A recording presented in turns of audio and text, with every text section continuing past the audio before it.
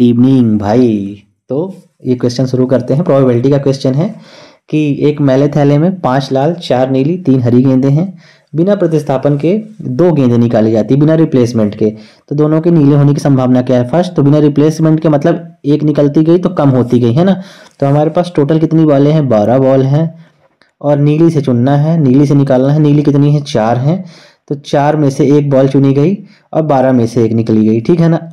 और शब्द आया ना, प्रोबेबिलिटी में और का मतलब होता है मल्टीप्लिकेशन। एंड आया जहां पे तो वहां पे मल्टीप्लिकेशन होना है। अब और क्या करेंगे? दूसरी गेंद हम 3 से निकालेंगे और नीचे कितनी बचेंगी? 11, क्योंकि 12 में से एक कम हो चुकी हैं।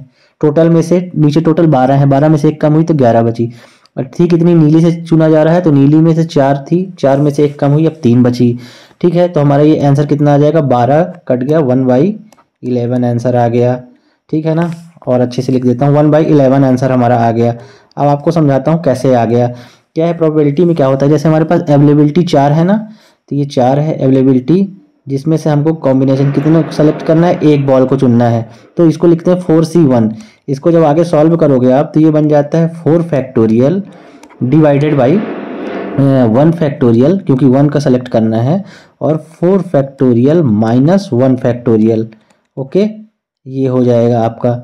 तो अब नेक्स्ट क्या होगा? 4 फैक्टोरियल में 1 माइनस हुआ तो 3 फैक्टोरियल बचा। ये हमारा 1 था, 1 माइनस हुआ तो हमारे पास कितना बचा?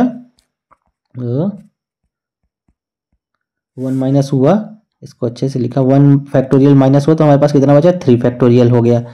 ये 4 माइनस 1 3 फैक्टोरियल, तो ऊपर बचा 4 factorial divided by 1 factorial into 3 factorial.